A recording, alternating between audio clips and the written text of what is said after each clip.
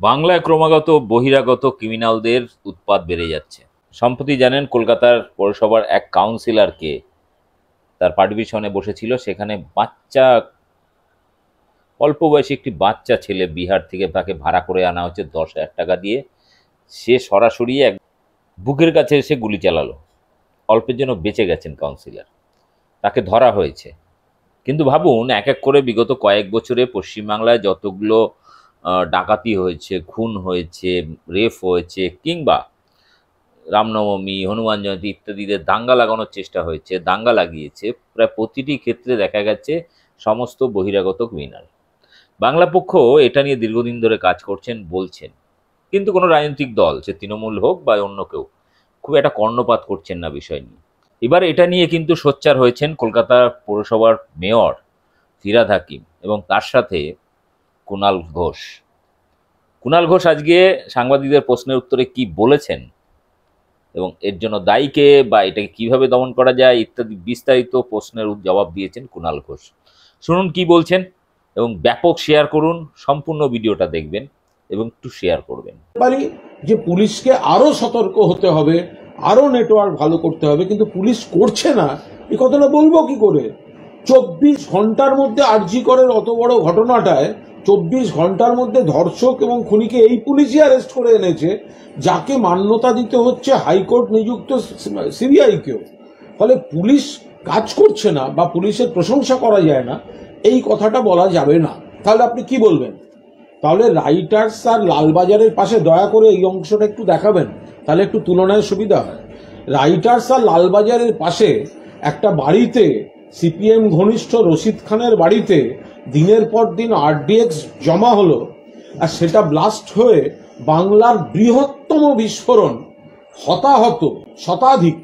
তো তাহলে তখন পুলিশ নেটওয়ার্ক সেগুলো কি করছিল? সিপিএম এর জমানায় কি করছিল? রাইটার্স আর লালবাজারের পাশে যখন হয়, তারা বড় বড় কথা বলছে। এত বড় সমাজ, এত বড়, সেখানে কেউ কোনো একটা বাইরের থেকে গুন্ডা এনে এইসব ক্রিমিনাল এনে এইসব কাণ্ড করতে গেছে। নিশ্চিতভাবে অ্যালার্ট থাকতে হবে, নিশ্চিতভাবে ধরতে হবে, কিন্তু তার মানে এই না যে পুলিশ মানেই সবটা খারাপ, পুলিশ কাজ করছে না, এগুলো ভাবার কোনো কারণ ঘটেনি। প্রায় 1000 চিকিৎসকের সঙ্গে আলোচনা ইন্টারাকশনে সামিল হবেন অভিষেক বন্দ্যোপাধ্যায় আগামী 30 তারিখে।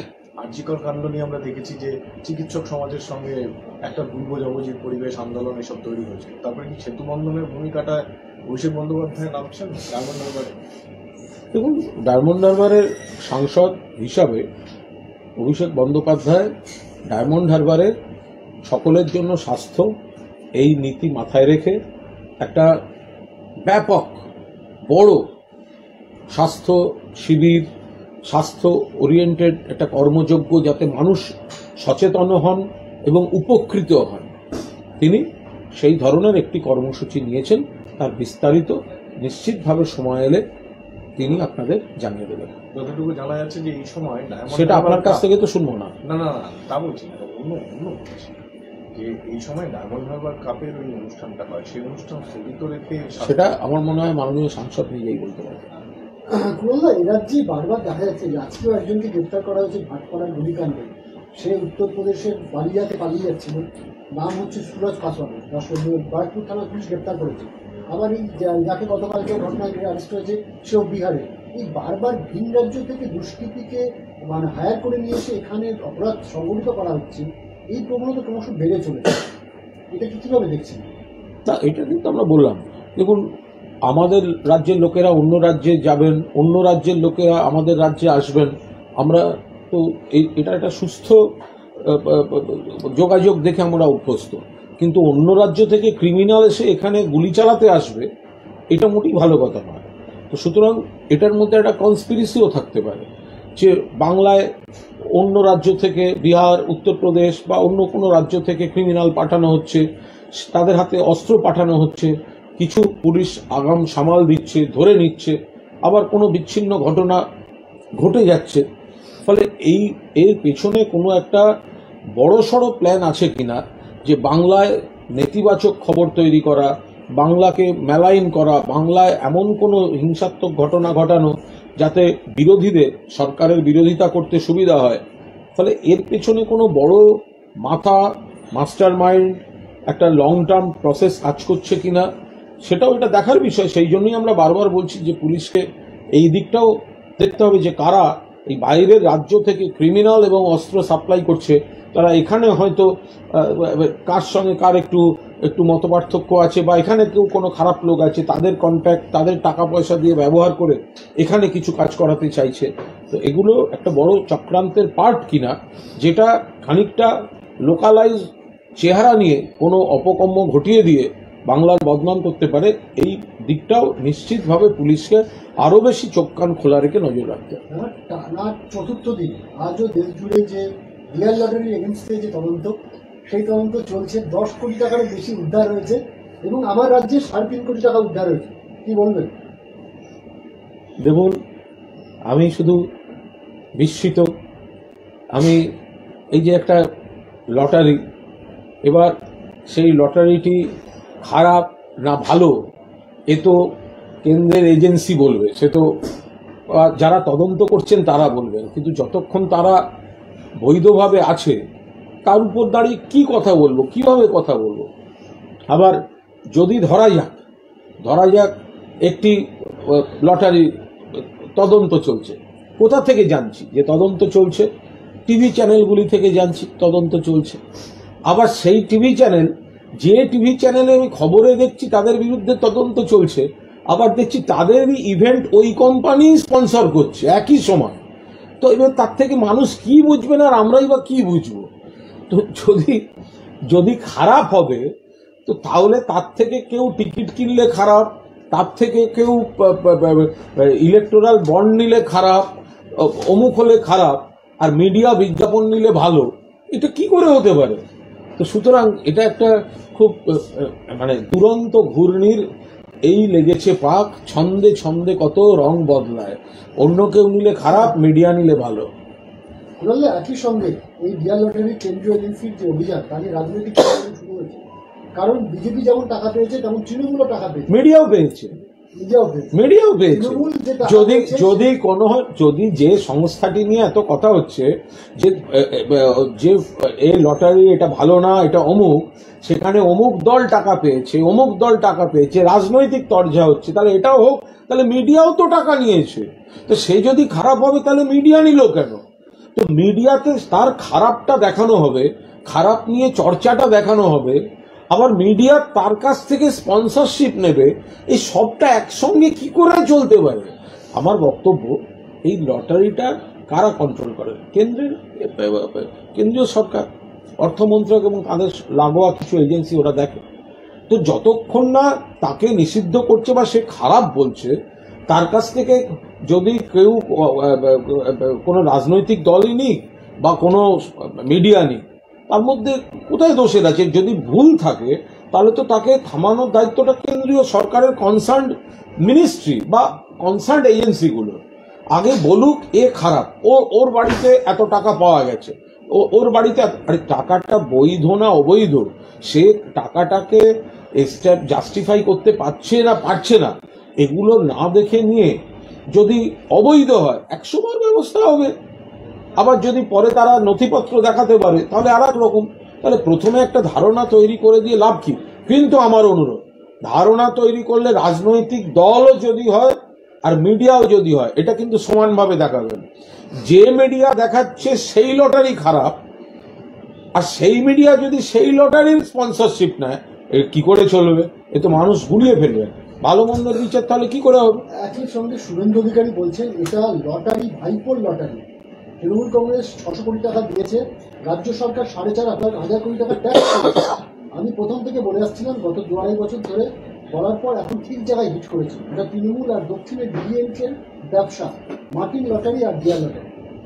দেখুন, এটা এই বিষয়টা যদি মাননীয় বিরোধী দলনেতা তাঁর এই লটারি বা লটারির মাধ্যমে কালো টাকা কিভাবে সাদা হয়, কোনটা আইনি কোনটা বেআইনি, আমরা সাধারণ মানুষ, আমাদের তো এগুলো অতটা ধারণা নেই।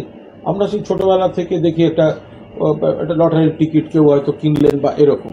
এখন এর পেছনে যে কত কালো টাকা সাদা টাকার এ ব্যাপারে বিরোধী দলনেতার যখন এত একটা অগাধ জ্ঞান রয়েছে যে কালো টাকা কিভাবে লটারিতে সাদা হয়, কিভাবে লটারিকে সামনে রেখে এই হয়, তো এটা বিরোধী দলনেতা শুধু সংবাদ মাধ্যমকে না বলে তিনি তাদের দলের এজেন্সি ইডি সিবিআই সব তাদের দলের, তো ফলে তিনি সরাসরি সেখানে গিয়ে আর বয়ান লিপিবদ্ধ করুন তিনি কারণে অকারণে এই বাজার গরমটা করছেন কেন। আর যদি বাজার গরমই করবেন তাহলে তার নিজের দলের নির্বাচনী তহবিলে কোন কোন কোম্পানির টাকা আছে আপনি নিজের বেলা আঁটি সুটি পরের বেলা দাঁত কপাটি এ কি করে হবে। বলছি যে কোর কমিটির বৈঠক ইতিমধ্যে শুরু হয়েছে বীরভূমে, একটা মূল চ্যালেঞ্জ যে অনুব্রত এবং কাজল আপনার দলের দুই পারফর্মার, এদের মধ্যে সমন্বয় স্থাপন করা যাবে কিনা বা চ্যালেঞ্জ নিয়ে আপনারা যে এত মাথা ঘামাচ্ছেন এটা দেখে আমরা অত্যন্ত আনন্দ পাচ্ছি। আমাদের কাছে এটা আলাদা করে কোনো চ্যালেঞ্জের বিষয় না, এটা একটা দল, একটা পরিবার, মাথার উপর মমতা বন্দ্যোপাধ্যায় মাননীয় মুখ্যমন্ত্রী রয়েছেন। ফলে বীরভূমে যে সময়টা কিছুদিন আগে বীরভূম তৃণমূলের ঘাঁটি ছিল, পরবর্তীকালে তাকে টার্গেট করে বিজেপি এজেন্সি দিয়ে নানা কাণ্ড কারখানা করলো, বাংলায় নয় তিহারে নিয়ে গিয়ে রাখবো, এত কিছু করলো। তো সেই সময়টা তো কোর কমিটি খুব ভালো কাজ করেছে এবং কোনো রকম বিতর্ক ছাড়া দুটো লোকসভা আসনে দুটোই জিতে এনেছে। তারপর আবার এখন জামিন ইত্যাদির পর সবাই একসঙ্গে মিলে কাজ করছেন, তো ভালো।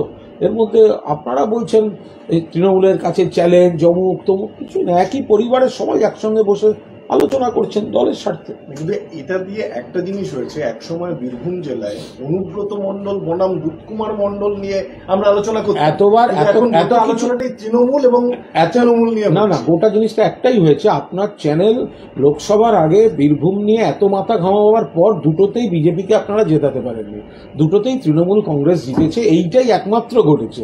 বাকিটা আপনারা কি কি তৈরি করেছেন, নিজেরাই প্রশ্ন করেছেন, নিজেরাই উত্তর দিয়েছেন, সেটা আপনাদের হেডে। আমরা শুধু দেখেছি তৃণমূলের দুটি লোকসভার আসন ছিল, এখনো তৃণমূল আবার দুটি লোকসভা আসনে জিতেছে। একটা সময় বীরভূমে বিজেপি বনাম তৃণমূল বনাম বিজেপি নিয়ে আলোচনা হতো, এখন কাজল তৃণমূল অনুব্রত তৃণমূল এইটা নিয়েই আলোচনা, সেটা আপনাদের টক শো এর বিষয়, সেটা নিয়ে আমরা কি করে বলবো। এখন আপনারা যদি খুঁজে বার করেন তো আপনাদের, আমাদের কাছে ওখানে বনাম বলে কিছু নেই, আমাদের কাছে ওখানে সবটাই এবং, আমাদের কাছে হচ্ছে উনি এবং উনি সবাই যুক্ত হয়ে কাজ করছে। আপনাদের টকশোর স্বার্থে, উত্তেজনা বাড়ানোর স্বার্থে, টিআরপির স্বার্থে আপনারা বনাম শব্দটা ব্যবহার করেছেন। আমরা এবংয়ে চলেছি, ভোটের রেজাল্ট পেয়েছি, মিটে গেছে।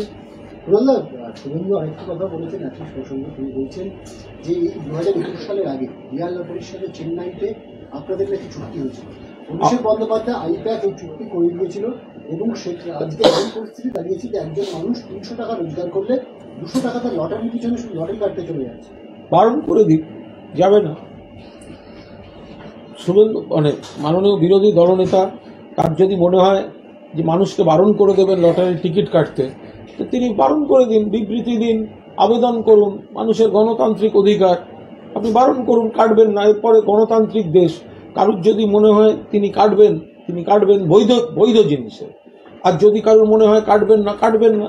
তো এইভাবে বিবৃতি দিয়ে কি আছে। আমি আবার বলছি, বিরোধী দলনেতার কাছে এই নিয়ে যদি কোনো অনিয়ম বা কোনো অবৈধ কাজের মিনিমাম তথ্য প্রমাণ থাকে তাহলে সংবাদ মাধ্যমে বাজার গরম না করে সিজিও কমপ্লেক্সে যান, সেখানে সিবিআই এবং ইডির কাছে আপনার বয়ান, আপনার তথ্য প্রমাণ আপনাকে দিয়ে আসতে কে বারণ করেছে, কে, কবে যাবেন, আর কবে শুভেন্দুর হাতে তথ্য প্রমাণ সিবিআইতে পৌঁছে যাবে, আর কবে শুধু মিডিয়ায় বাজার গরম করলে হবে।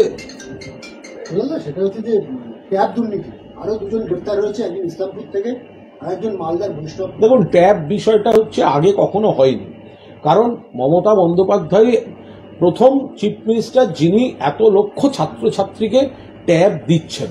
এবার এটা করতে গিয়ে সাইবার ক্রাইমের কিছু দুষ্ট চক্র এটাকে টার্গেট করে কয়েকজনের টাকা অন্য জায়গায় দিয়েছে। যাদের টাকা দিয়েছে তো পরিষ্কার বোঝা যাচ্ছে কাদের টাকা পাওয়া উচিত, পাননি, তারা যেমন টাকা পেয়ে যাবে। পুলিশ তদন্ত করছে এবং এই ঘটনা, এগুলো তো আগে এগুলো কালের নিয়মে আসে। আগে নেট ছিল না, আগে অনলাইন ট্রান্সফার ছিল না, আগে ট্যাব ছিল না, এগুলো সব যুগের সঙ্গে এসছে। এই কোনো মুখ্যমন্ত্রী সব ছাত্রছাত্রীকে আগে ট্যাব দেননি, ফলে যেভাবে গেছে। আবার সাইবার ক্রাইমের যে সংস্থাগুলো, ওই জামতাড়া গ্যাংয়ের মতো, তো তারা জাল বিছিয়ে কিছু অপকর্ম করেছে। এবার পুলিশ একদিকে যেমন তারা টাকা পাবে, যাদের টাকা থেকে বঞ্চিত হয়েছে, যারা ধরা পড়ছে তাদের যেমন শাস্তি হবে, পাশাপাশি কনসার্ন ডিপার্টমেন্ট আরও ফুল প্রুফ করার, এগুলো তো আগে ছিল না। এগুলো ধাপে ধাপে যত হচ্ছে তত সেখান থেকে শিক্ষা নিয়ে বিষয়টা ফুল প্রুফ হয়ে যাচ্ছে। এটা একদম সাইবার ক্রাইমের নির্দিষ্ট চক্রের ঘটনা। বিজেপি বলছে যে এটার মধ্যে মানে ডিপার্টমেন্টের মধ্যেই ভূত রয়েছে। দেখুন, সেই কারণেই হাজার হাজার পড়ুয়ার কোটি কোটি টাকা আত্মসাৎ করা। দেখুন, বিজেপির এসব নিয়ে কথা বলার কোনো রাইটই নেই, কারণ বিজেপির কোনো স্টেটে ছাত্রছাত্রীদের জন্য এইভাবে সরকার দেয় না। এটা মমতা বন্দ্যোপাধ্যায় দিচ্ছেন। আর অন্য স্টেটের, এমনকি বিজেপি শাসিত স্টেটেও এই সমস্ত এই সাইবার ক্রাইম চক্রগুলো তারা এখানে এসে অ্যাক্টিভেটেড হয়ে বসে আছে। তারা এখানে এখন অ্যাক্টিভ, তারা এখানে কিছু কন্ট্যাক্টকে কাজে লাগিয়ে তারা এই ধরনের কাজগুলো করছে। ফলে বিজেপি বা অন্য কোনো দলের কিছু বলার এইসব মুরদ নেই। আগে মোবাইল ফোন ছিল না, তারপরে এলো স্মার্টফোন, এখন ফোনে ক্যামেরা, ফেসবুক, অমুক তমুক, ব্যাংকিংটা আপনার ঘরে বসে হয়ে যাচ্ছে। ট্যাব এসছে, ছাত্রছাত্রীদের ট্যাব লাগবে, মমতা বন্দ্যোপাধ্যায় দিচ্ছেন যাতে গরিব ঘরের ছেলেরাও ট্যাব ইউজ করতে পারে, শুধু বড়লোক বাড়ির ছেলেমেয়েরা পাবে তা নয়। তো এবার এটা দেওয়ার সময়, টাকা ট্রান্সফারের সময়, এটা এরম নয় যে বোঝা যাচ্ছে না কোথায় হয়েছে। আরে যার কাছে যাওয়ার কথা, যে স্কুলে যার পাওয়ার কথা, সে যখনই পাবে না তখনই ধরা পড়ে যাচ্ছে যে আমার তো আসার কথা আসেনি। ফলে সে যেমন পাবে, আবার যেখানে ঢুকেছে বা যে জায়গাটায় যাচ্ছে সেখান থেকেও উদ্ধার হবে। এবং যারা, যদি প্রথম কথা এটা কোনো হিউম্যান এরার কিনা, হিউম্যান এরর হলে একরকম হবে, ক্রাইম হলে একরকম হবে, সেগুলো পুলিশ দেখছে। নিশ্চিত থাকতে পারেন, এটা মানে যাদের টাকা, তিনটে ব্যাপারে নিশ্চিত থাকুন। এক, যারা টাকা পাওয়ার টাকা পাবে। দুই, যদি কেউ ক্রাইম করে থাকে তারা ধরা পড়বে, শাস্তি হবে। আর তিন, যদি কোনো হিউম্যান এরর বা প্রযুক্তিগত ত্রুটিতে হয়ে থাকে সেগুলো পরের বার সেই ভুল ত্রুটিগুলো তথ্য প্রযুক্তি তারা এগুলো সামলে নেবেন। ঠিক আছে।